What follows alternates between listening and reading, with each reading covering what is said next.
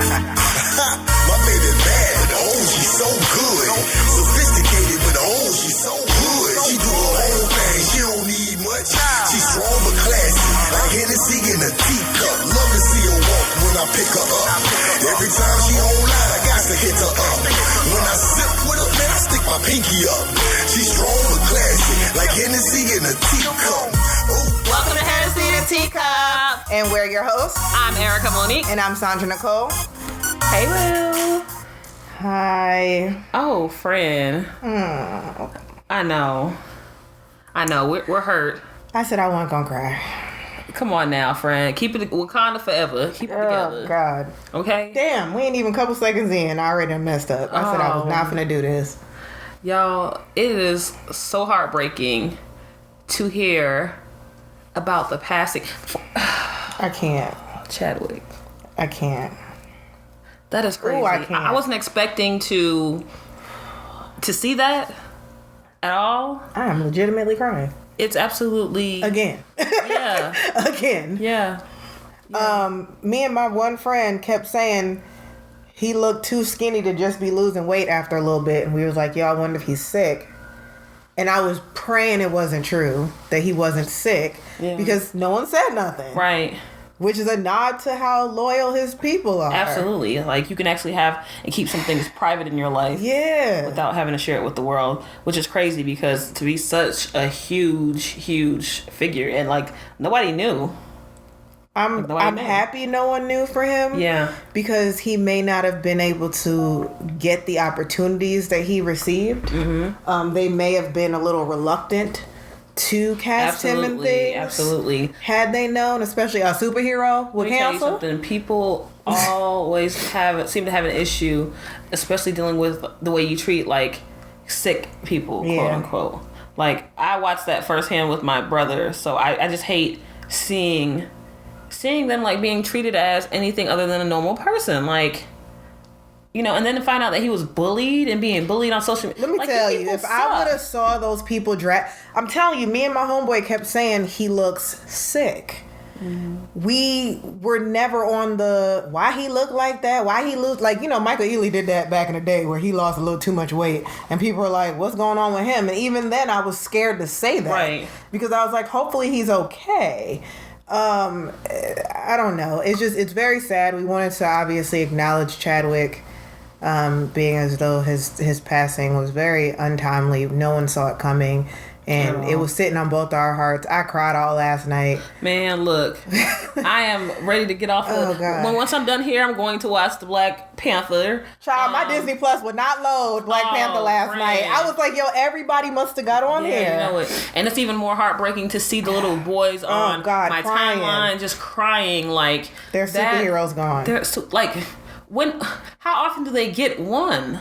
They don't. How often? They don't. And this shit hurts. There's no because it's what they see all the way time. to say it, but this shit hurts. Our thoughts and our prayers are with his family, his castmates, anyone who knew him personally and loved that man. Like, I feel like I lost my damn cousin. Right. Like, this shit hurt. This is a Kobe level hurt. Right. Like, this man, 2020, hurt. Fuck you. Right. Damn. Screw you, 2020. We're sick of you. Chadwick. That's crazy. Thank you for your work, man. We appreciate you. And, I mean, honestly, this flows into where we're going. Like, our episode today is titled Diary of a Mad Black Woman, and it's really about our experiences and the stereotypes. And that's one thing Chadwick tackled. Right. With his decision to take some of the roles he took, and his decision not to take roles that he turned down was to avoid the stereotypes. Absolutely. And it's interesting how that translates and transfers over from, you know, what he's doing to just us living our everyday life as normal people that no one knows. Absolutely. And the stereotypes that we have to even fight. Yeah, because he was conscious enough to say, like, I'm not going to do this. Do that. And I remember going to allow you to pigeonhole me. When I moved to LA and went on an audition and was told, oh, I could fit you in as, you know, I get you a lot of roles as that girl, the ghetto girl, the friend. Sinead. And I immediately was so turned off. Yeah. But I walked away. Yeah. I just said, I'm not doing this. And I stuck to doing more independent projects by black people, by black directors and writers and producers. Where they're not going to just paint us in one way that exactly. It's like... And then I just said to hell with it. But y'all can't take being called a Karen for 2 weeks. Like, but yet still, we're angry. We're loud. If you change your hair color, you're ghetto. You're like, the way you dress can make you ghetto. And all of the things that we are dragged about are somehow like being celebrated as long as it's not in black skin. Exactly. And first and foremost, I'm going to ask you, because I'm still trying to figure out how I learned. Where did these stereotypes come from and how'd you learn about it? I would say my first...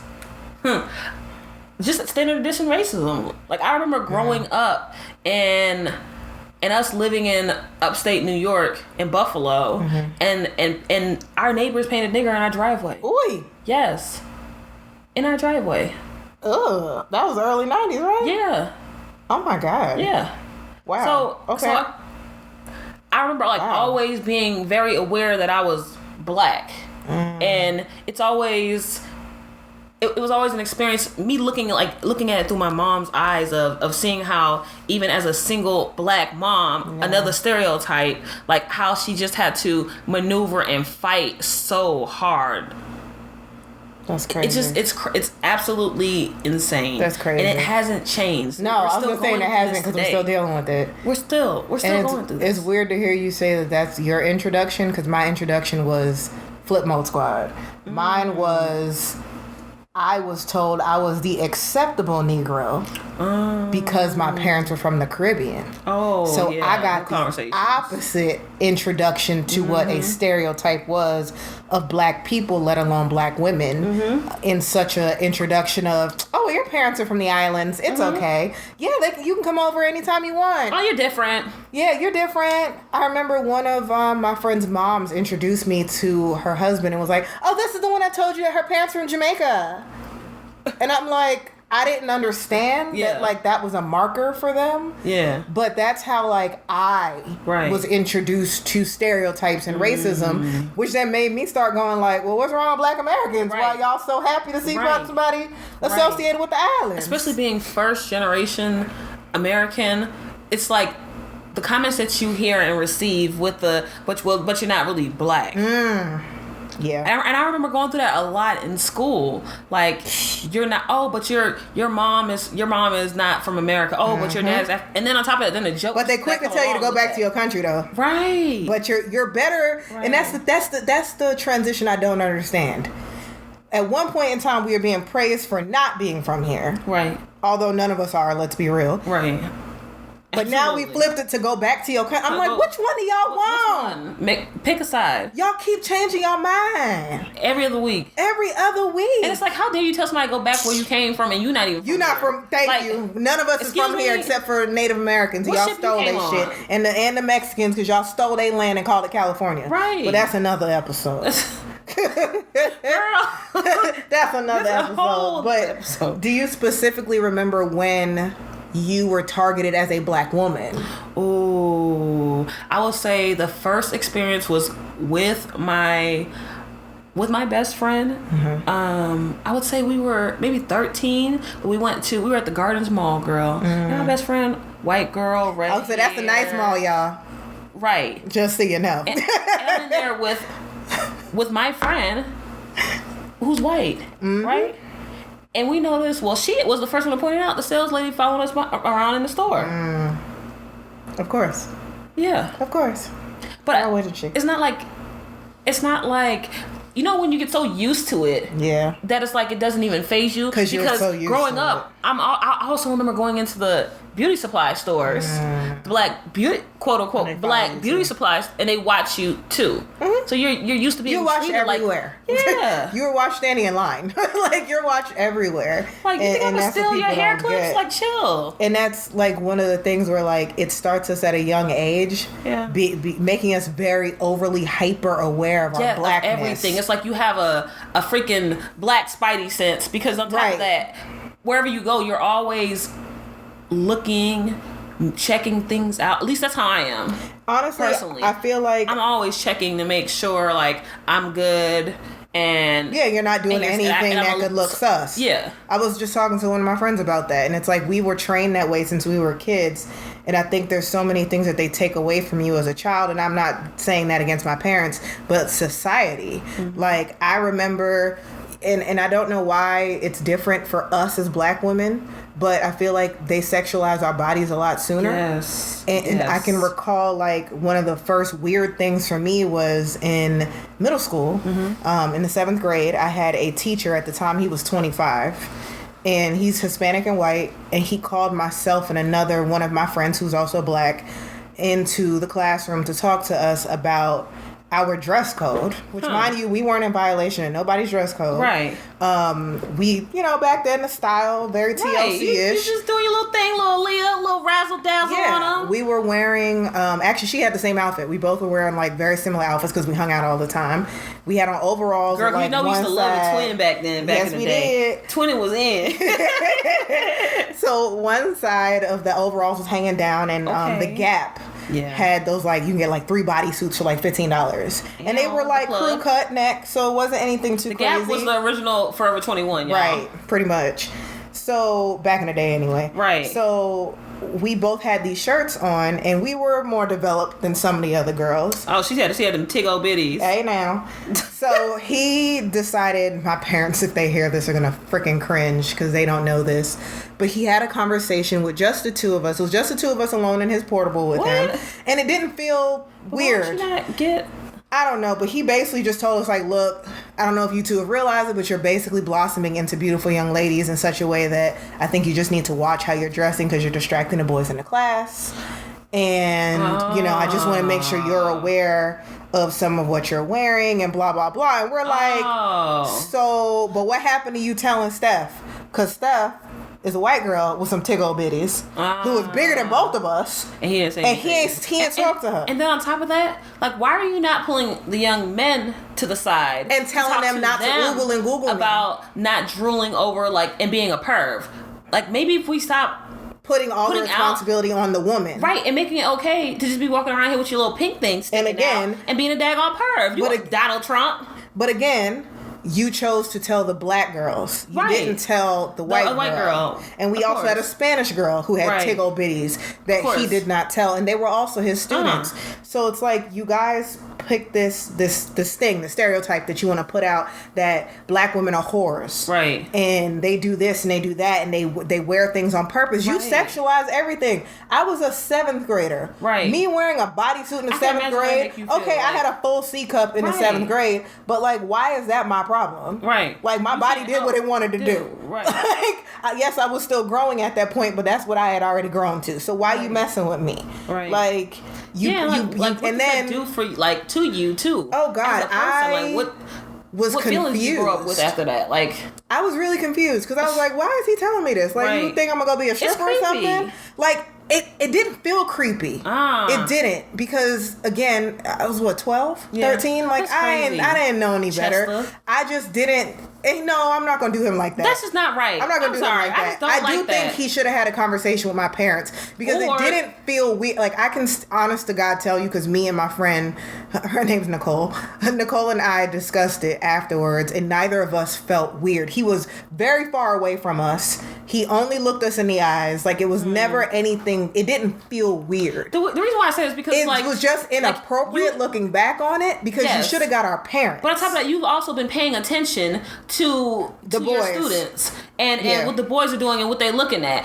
Why didn't you feel it necessary to go next door and talk to a female teacher even? Because it's the black girl's responsibility, and you talk to the boys. Like, why is it? Because that's not cool. He felt like he could talk to us, but these are all the things and the triggers that society doesn't realize they're adding on to us at a young age, and then we keep it going. Yep. Like, and people always feel like they can talk to you in any kind of way. It's never, and you're supposed to just take it. Yeah, and it's always whatever tone I feel like giving you. That's what you're gonna just have to deal with and smile, black girl. And honestly, like, my experience predominantly, 7th to 12th grade was in predominantly white schools. Yeah. So it was this constant, like, you're different. You're different. Girls. You're different. Right. And it's people judging the way your face looked that day.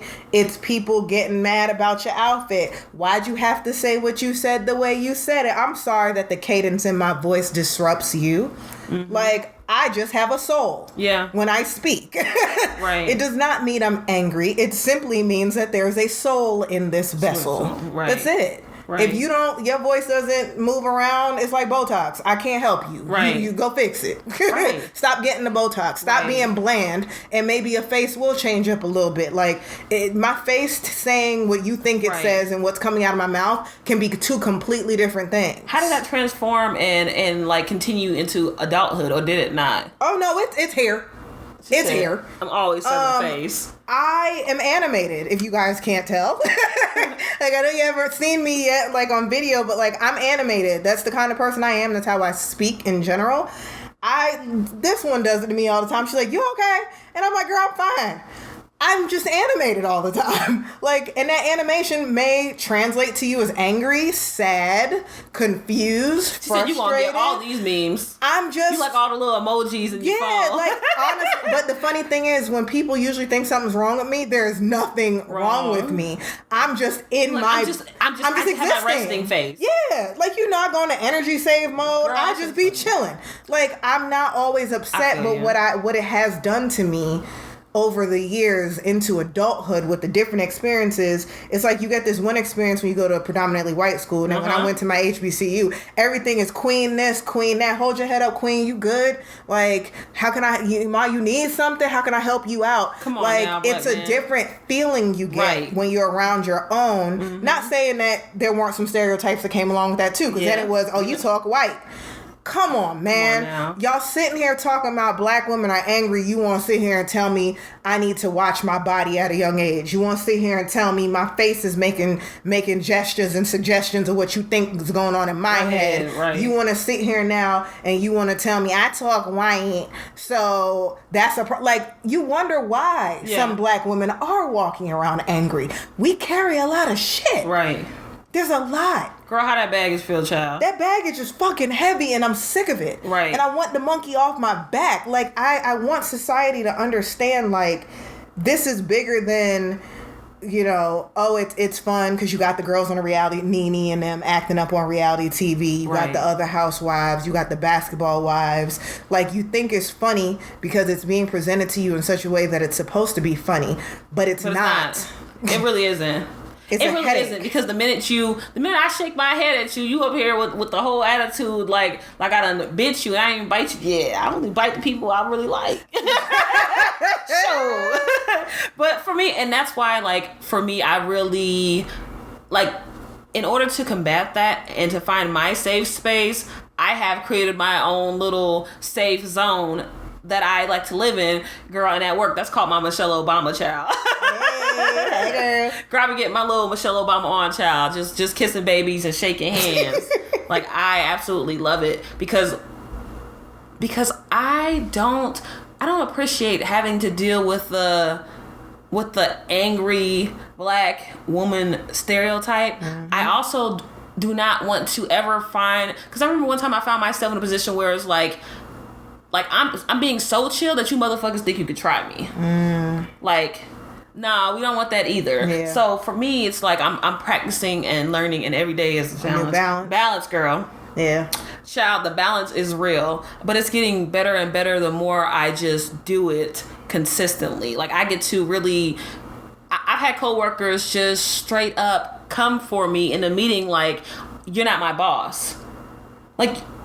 We're in a work meeting with 6 other people. How dare you? And you're going to tell me I'm not your boss. And I'm just doing my job. But you would not speak to any man in this company with that same tone. No, but you're a black woman. Girl, the first time he tried me on something like that, I got mad.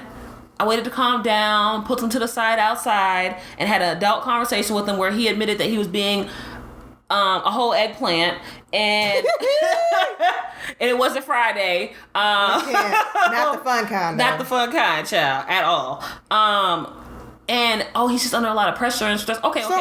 So you got that one off. You're gonna hit me with the standard edition, I'm sorry and bullshit. No problem, you got that one off. But the second time you tried it, girl, Michelle came out. Girl, I got up on that camera, leaned forward, and hit this fool with the. You're making me very uncomfortable right now, and I really don't like how you're speaking to me. And when you call someone out like that, when you tell someone how they're making you feel, because that's a fact. You cannot argue with me about how you're making me feel. Yeah. How I feel is how I feel. Yeah. So, and that's why I immediately piped the hell down that balloon, let all that air out. We was all in there, peachy keen afterwards. Like, I'm sure. Real friendly then. But it also bothered me that I was in a space with a bunch of men who deem me as being cool now because I get my Michelle Obama on. Like, I'm chill. Because now you have to come for their neck. But no one felt the need to say, you need to calm down. If I didn't say anything, no one else would have said anything. Because they don't. Because why? No one protects black women. No. I've had the exact same experiences since middle school, high school. Mm-hmm. I had a teacher in high school that was a complete moron who referred to me as a black dot, and my friend at the time, we were like attached at the hip. She was the white dot. Black dot, white dot. He thought that shit was cute. That's cute.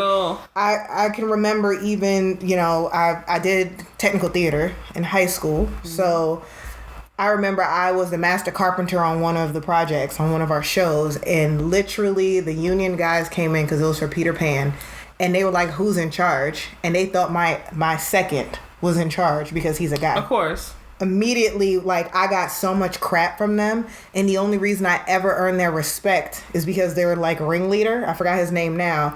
His wife was sick in the hospital, and I worked at the coffee cart in the hospital, and he didn't know that I worked there, and he saw me, and I had my mom who worked at that hospital checking on his wife, and he was just like, my wife told me your mom stopped by, and I just wanted to thank you for that.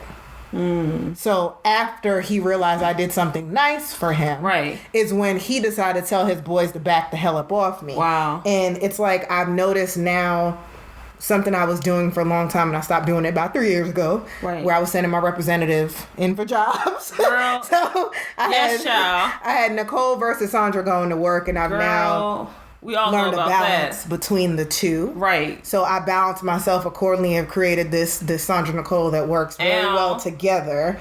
She said she's around there shaking hands and kissing babies too, sometimes, but not always, because even in the work environment, I notice it's like, oh, well, why are you angry? Why am I angry? Why can't I just be damn passionate? If I'm here for 8 to 10 hours a day, why can't I just be passionate? Girl, why do I have to be angry? Work, child. Like, and now I'm realizing that clearly, but it's like you deem someone's passion as anger when in fact, I just want everyone to work better, smarter, and faster so we can all get the hell up out of here and get off this mandatory overtime. Girl, they're not trying to do that. You sound like you're trying to have some solutions. I was trying to have solutions, and clearly people don't. That, they said. And then it's that, and again, being pigeonholed as an angry black woman. It's coming to work with your hair different 62 times and them not understanding. Girl, and it has to turn into a conversation. Me just feel like it used to make me feel so enraged when people would even approach me.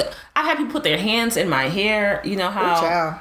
I literally had to explain to my coworker that you cannot walking up behind me and putting his hands in my hair because he wanted to see how it felt is equivalent to me walking up to him and putting my hands down his pants. Right. Like, let me grab me a chunk. You don't? Are you serious? So you want to see how it feels? Well, Trump says it's okay, so apparently, you're right. Apparently, it's okay. But I've had my experience with people playing in my head too. I've had women, not men, but women, walk up to me, and white women stick their hand in my damn hair at Starbucks, in line at Sprouts, at the Dollar Tree. Like, why do you think it's appropriate to touch me? And then when I turn around, shocked and appalled, right, you have the audacity to get enraged at my frustration. Right.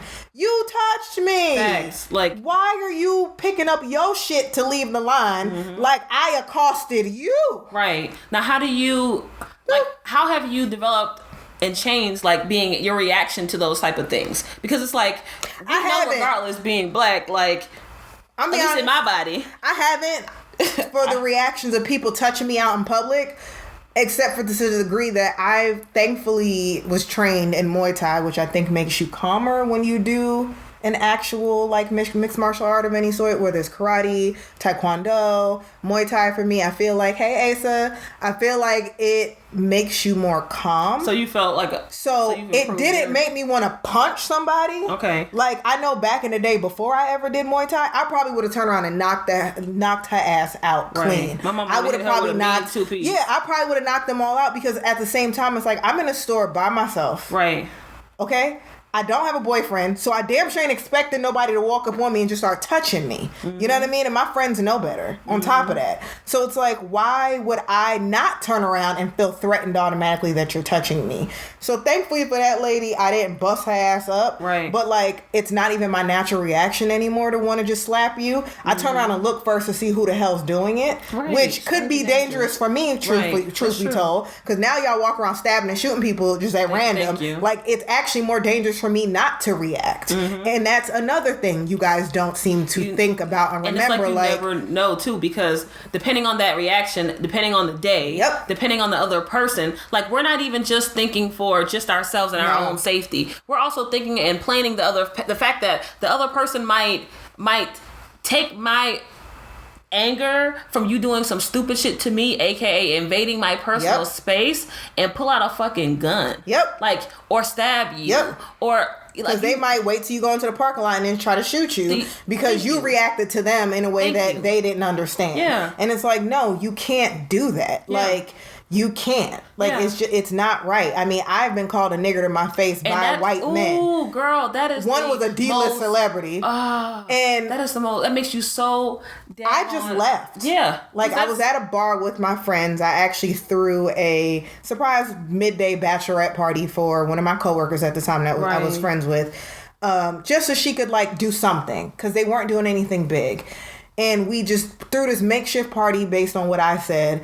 And this man he rolled up on me twice. The first time I didn't realize what happened because it was so fast. But the second time, straight to my face, plain and clean, he hit me with the nigger. And I was like, but black women are angry, but you gonna walk up to me and you don't know me and call with the ER on the end? With the ER on the end. Girl. But we're the angry ones. That doesn't make sense. I swear, those kind of people, you gotta hit them with the, you sure are.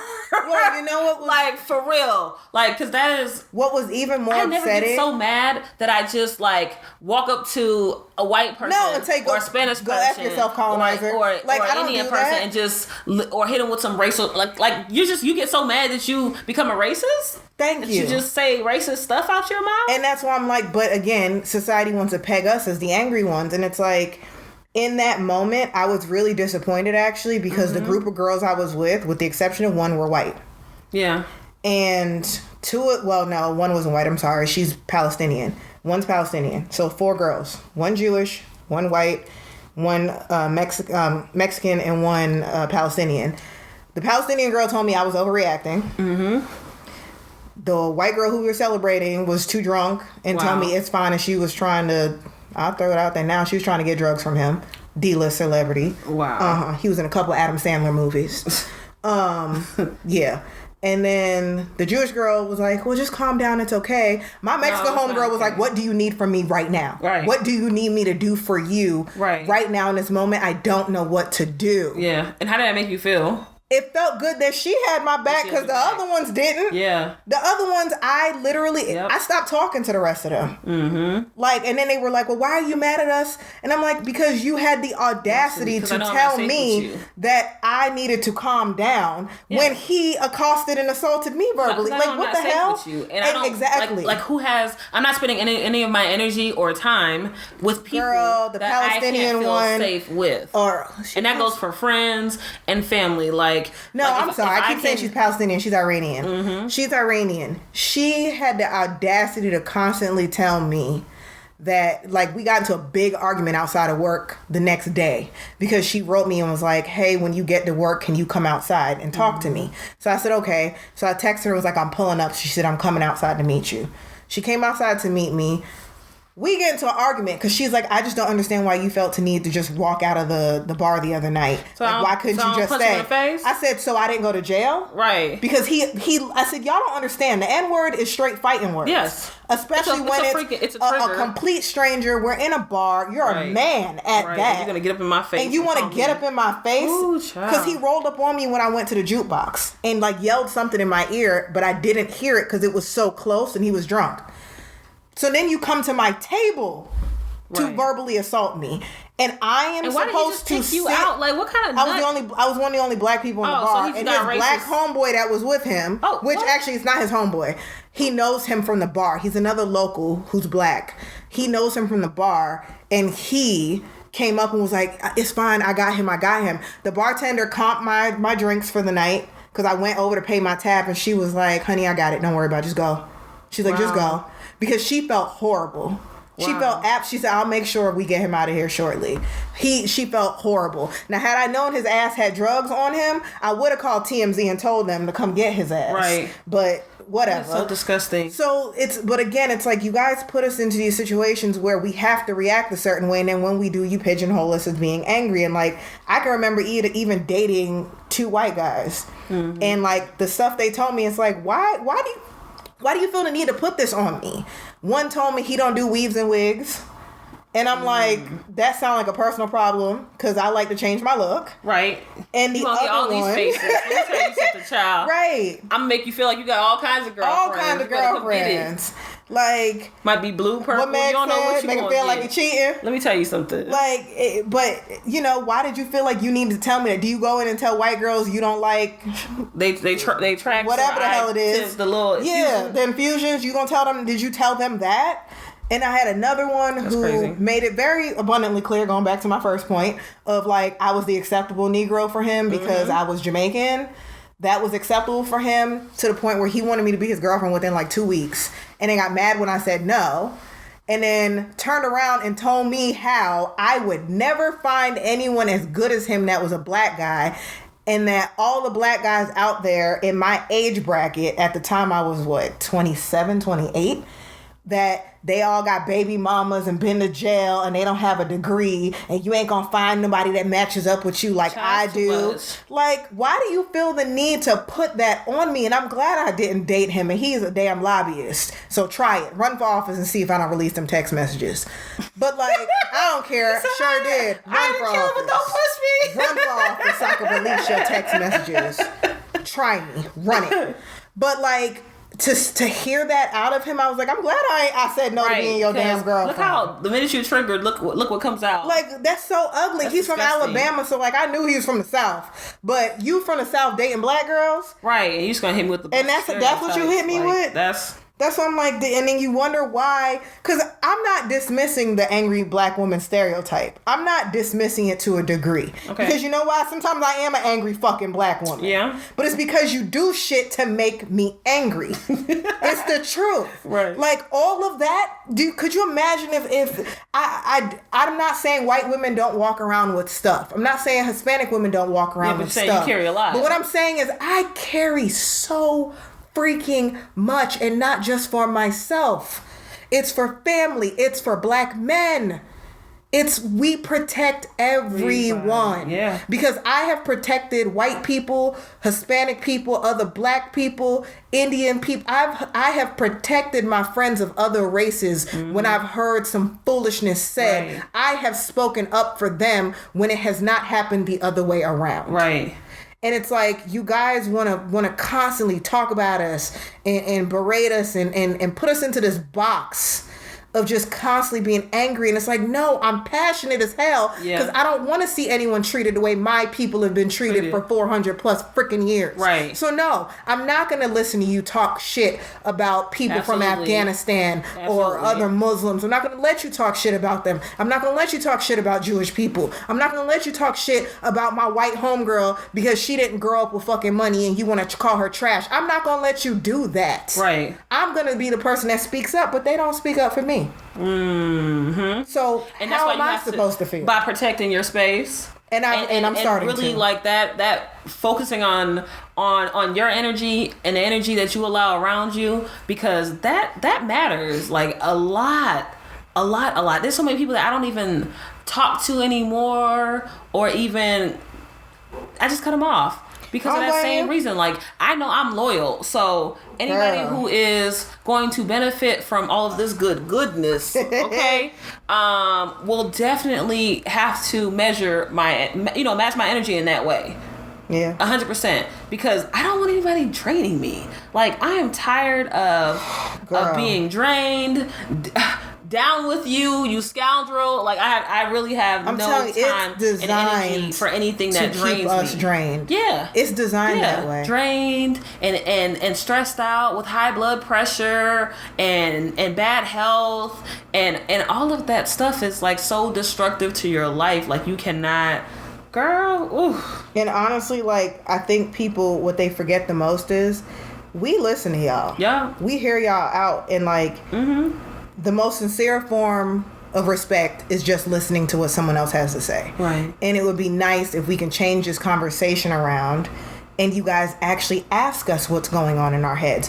What did you have to deal with this week? Was there anything that you felt was ridiculous? No, I will have to say, after George Floyd, I had this one coworker that, like, literally in the meeting, before our meeting started, he asked me, sincerely too, he's Sherman. And before that, I really felt like all of our interactions before were very awkward and forced, and it felt like he was just always trying to like come at me, you know? So I was always really defensive when it came to answering him back. Like, it was always, I'm matching his energy.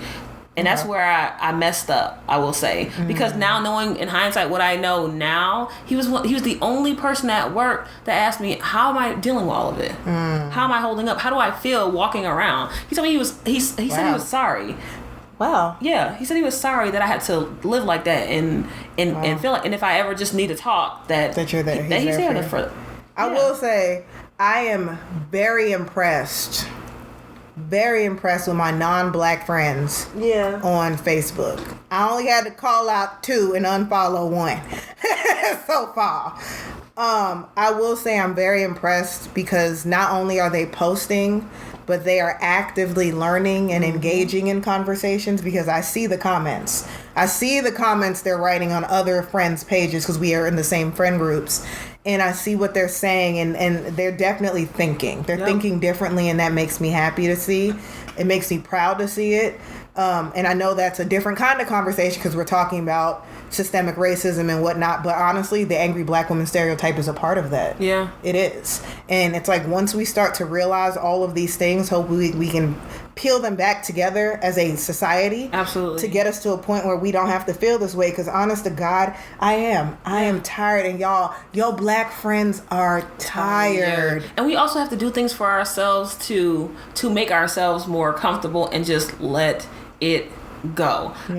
Freeing myself from that bondage of this hair and how I felt, professional. I should go to work as a professional, and braids were tipping the scale. Letting that go, girl.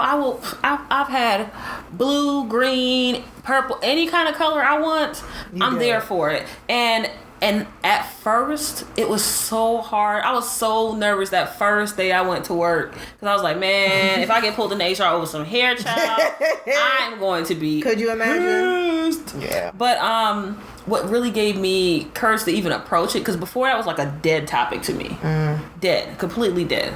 Was working at PwC and working with people who had tattoos, tatted up, and it was casual when you're in the work environment. People who had pink hair, like people who just looked all kinds of different. It was okay, and it wasn't a thing. Like, oh my God, like at my job. Or you're put into a room and told like you need to change your hair. It wasn't like anything like that. It was just, so I was like, oh, shoot, let me, I'm feeling myself, let me try it. I was like, let me go. I've always been one to, put the pedal to the metal, so why not try it? And girl, that first day when I went in office, child, it was, it was some looks and some stairs. I'm sure. And some, oh, you're bold and interesting, but it was hate that damn. It was I also hate that interesting. a few black women that pulled me to the side and thanked me for doing it. Really? Yes. I got because the opposite reaction from black women. Wanted to. I had two that put me to the side. I was like, I'm scared to do any kind of color, but I would love to.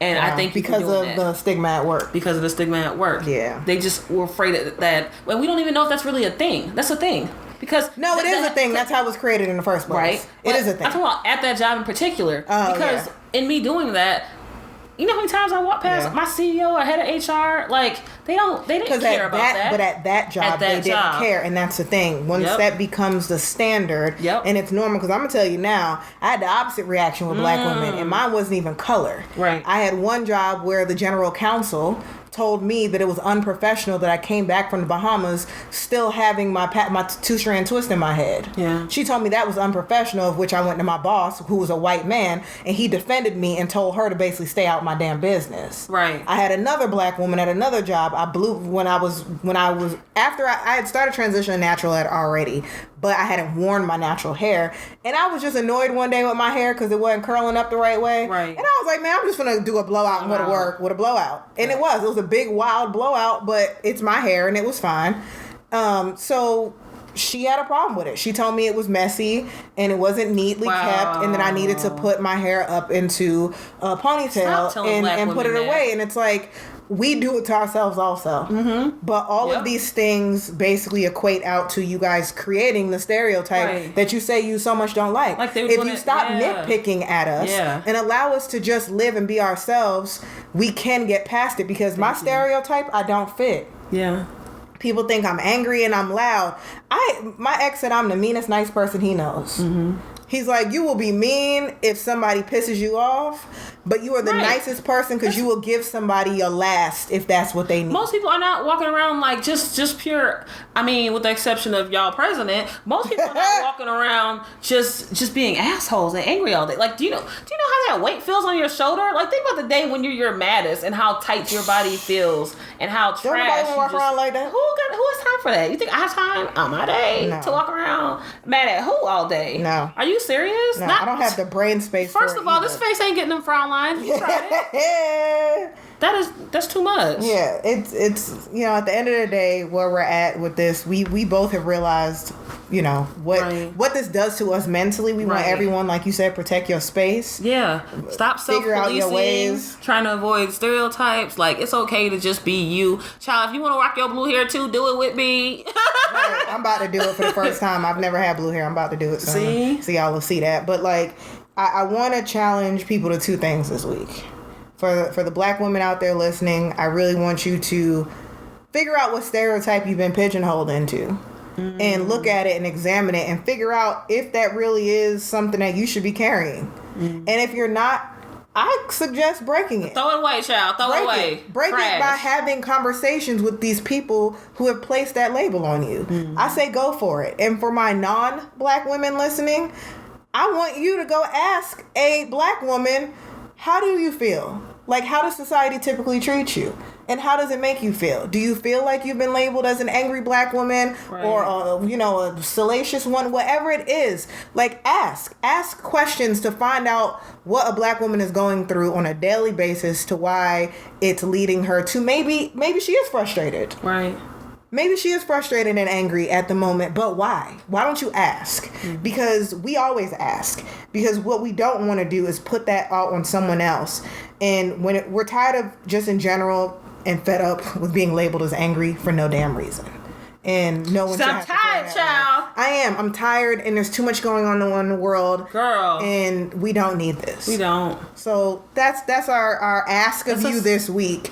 And go ahead and hit us up. I know y'all be forgetting, but you can hit us up. Y'all can call and leave us a voicemail and let us know how you've broken your stereotype or how you've broken the barrier of becoming more comfortable with playing with hair or your clothes and walking in your own. Exactly. We love y'all. Bye, boo. Want to keep in touch? Follow us on Anchor, Apple Podcasts, Spotify, Google, and other platforms. Yeah, and for a complete list, you can go ahead and visit our website at HennessyandATeacup.com. And be sure to make sure you subscribe and rate our show once you found us on your preferred platform. Until next time, I'm Erica Monique. And I'm Sandra Nicole. And we're Hennessy in a Teacup. My baby bad, but oh, she's so good. Sophisticated, but oh, she's so good. She do her own thing, she don't need much. She's strong but classy, like Hennessy in a teacup. Love to see her walk when I pick her up. Every time she online, I got to hit her up. When I sip with her, man, I stick my pinky up. She's strong but classy, like Hennessy in a teacup. Oh, baby, let me open your door. Girl, you make heads turn when you step on the floor. A real man know a queen when he see one. And that's why every man wants you, cause every man need one. So sweet like country time lemonade. But she'll tear that thing up in the game of spades. That's my partner, better yet, my best friend. She the type make me wanna be a better man. She gon' speak her mind, and bet your bottom dollar she gon' take her time. Don't get in her way when she on her grind. Better yet, back her up and just fall in line, and you gon' be fine. She a commodity, a fine wine, the type you can't even pronounce, but you know it costs a pretty dime. She is everything you need, bruh. A strong drink and fine china, Hennessy in a teacup. My baby bad, but oh, she's so good. Sophisticated, but oh, she's so good. She do her own thing, she don't need much. She's strong but classy, like Hennessy in a teacup. Love to see her walk when I pick her up. Every time she online, I got to hit her up. When I sip with her, man, I stick my pinky up. She's strong but classy, like Hennessy in a teacup.